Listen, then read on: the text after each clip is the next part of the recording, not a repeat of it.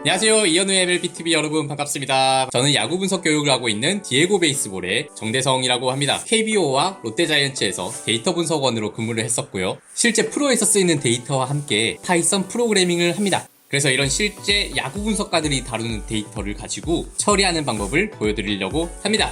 월드시리즈 2차전에서 맹활약을 했던 켈리 선수 코드를 입력하면 좌우 상대로 구종별로 어디다가 많이 던졌는지, 숫자별 구속 변화는 어땠는지, 무브먼트는 어땠는지 자기만의 것으로 커스터마이징 할 수가 있습니다. 디에고 베이스볼로 초대합니다.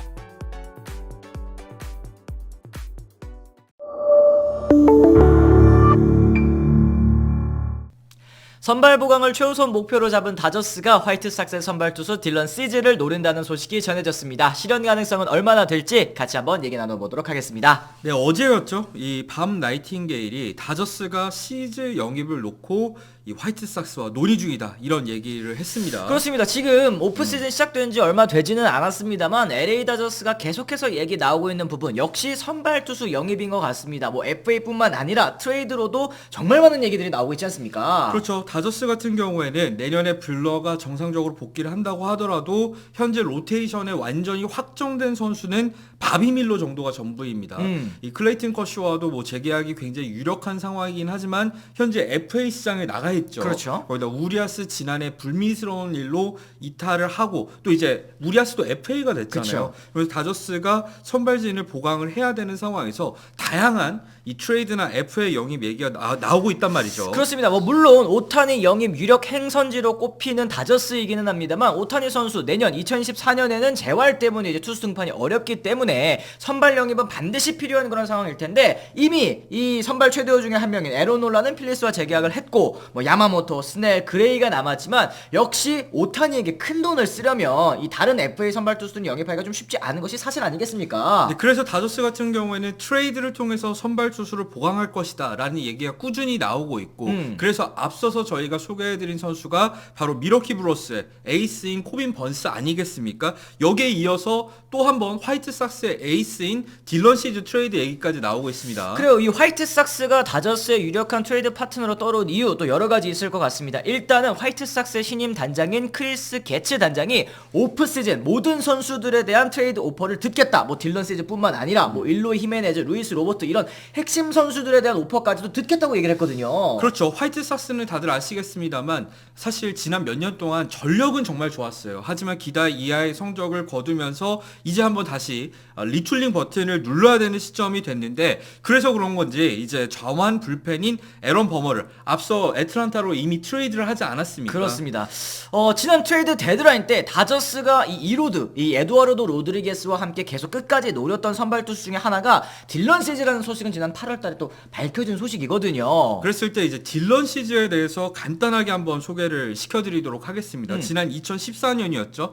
드래프트 지명 직전에 토미존 수술을 받았습니다만 이 딜런 시즈가 보여줬던 가능성 덕분에 시카고 컵스가 6라운드로 시즈를 지명을 했었습니다. 그렇습니다. 회복 후에 서서히 잠재력을 드러내면서 유망주 평가도 쭉쭉쭉쭉 떡상하고 있었던 시즈였는데 2017년 퀸타나를 컵스가 영입할 때 일로 히메네즈와 함께 대형 패키지로 화이트삭스로 넘어간 선수가 바로 시즈였어요. 그렇죠. 원래부터 강력한 구위를 지닌 선수였는데 2021년부터 선발 투수로 자리 잡기 시작했었고 지난해 벌랜더에 이어서 아메리칸 리그 사이 영상 2위를 차지하지 않았습니까? 그렇습니다. 성적도 뭐 어마어마했습니다. 14승 8패, 평균 자책점 2.20이었고요. 무려 184이닝 동안 탈삼진 227개를 잡는 이 압도적인 구위가 역시 특장점이라고 할 수 있을 것 같아요. 물론 올해는 지난해보다 구속이 다소 떨어졌습니다. 그럼에도 불구하고 패스볼 평균 구속이 95.6마일, 킬로미터로 환산하면은 154km가 넘고요. 또 강력한 브레이킹 볼을 가진 선수이기 때문에 다저스가 좋아하는 탈삼진을 굉장히 많이 잡아내는 유형의 선수라고 할 수 있겠습니다. 그렇습니다. 뭐 올 시즌 평균 자책점 4.58 다소 주춤하기는 했습니다만 이 탈삼진 능력은 여전했거든요. 177이닝을 던지는 동안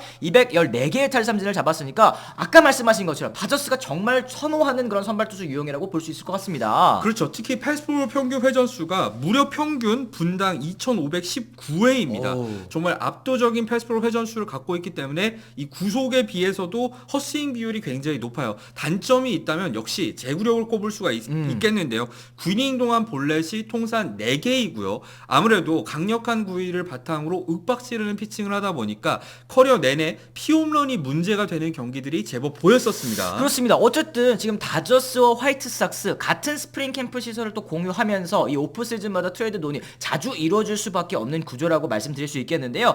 뭐 린도 있었고 켈리도 있었고 폴락도 있었고 최근에는 양 팀 사이의 트레이드가 또 자주 이루어졌다라는 점도 지금 이 CJ 트레이드 가능성이 꽤나 높아 보이는 이유 중에 하나가 아닐까 생각이 듭니다. 그렇죠. 그리고 프리드먼 사장의 성향을 고려했을 때 이 사람은 한 번 말을 하면은 그 말을 어긴 적은 없습니다. 그쵸. 이 트레이드를 통해서 선발 투수를 영입하겠다고 한 번 마음을 먹으면은 그게 시즈가 됐던 번스가 됐던 어떤 선수건 이번 오프 시즌에 데려올 확률이 굉장히 높은 상황이라고 할 수 있겠죠. 그렇습니다. 그랬을 때 여러분들께서 또 궁금해하실 부분, 이 트레이드 대가 유망주 대체 얼마나 내줘야 되는지도 저희가 한번 짚어보도록 하겠는데요. 근데 사실 올 시즌 성적이 4점대 평균 자책점으로 좋지 않았습니다만 워낙에 아직까지도 압도적인 구위를 갖춘 선수이고요. 또 지난해 엄청난 이 성적을 기록하면서 가능성을 드러낸 선수, 그리고 FA까지 자격도 아직 2년이 남은 상황이기 때문에 트레이드 대가는 만만치 않을 것으로 보입니다. 그리고 내년에 만 28살 여전히 젊다라는 점도 이제 CJ의 강점일 것 같은데, 이 MLB 트레이드 루머스의 의견입니다. 러싱이나 카르타야 두 명의 포수 유망주 중에 하나는 포함을 해야 될 것이다. 지금 이 두 선수는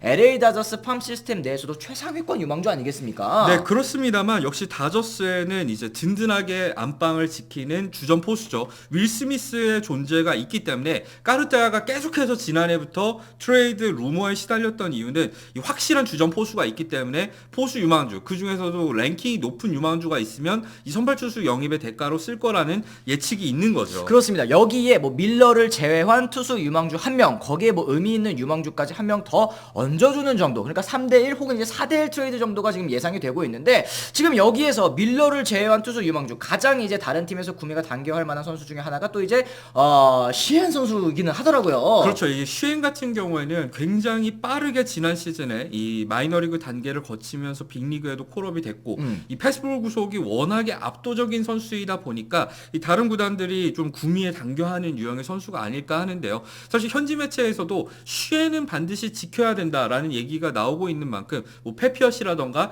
다른 이미 빅리그 레디가 된 선수들이 넘어갈 확률이 저는 좀 더 높다고 생각을 해요. 그렇습니다. 이거는 화이트삭스의 성향이랑도 관련이 있는데, 화이트삭스 같은 경우는 아직까지 전면 리빌딩을 한 적이 없습니다. 그러니까 리툴링, 그러니까 직전간 선수를 데려와서 곧바로 실전에 투입하는 거를 좋아하는 유형의 팀이기 때문에 아무래도 이 다저스가 지출해야 될 선발 투수는 젊은 선수가 될 확률이 높다는 거 말씀을 드립니다. 그러다 보니까 아까 제가 말씀드린 의미 있는 유망주에 미겔 바르가스 선수가 또 꼽히기도 하더라고요. 이미 뭐 메이저리그 데뷔를 이뤄냈고 뭐 올 시즌의 성적은 좋지 못했지만 여전히 잠재력은 남아있다. 하지만 다저스에서는 자리가 없을 것 같다. 이런 선수들이 주로 또 트레이드 칩을 수 있는 거 아니겠습니까? 그렇죠. 어찌 됐건 간에 지금 번스 트레이드 얘기, 시즈 트레이드 얘기, 또 버스터 홀리가 전한 소식에 따르면 오타니 영입에 이미 근접했다는 얘기가 이 다저스발 소식으로 나오고 있는 상황인데, 조용했던 지난해 스토브리그랑 다르게 다저스가 올해는 정말 적극적으로 움직이고 있다는 생각이 들어요. 그래요. 현지 분위기 역시 사치세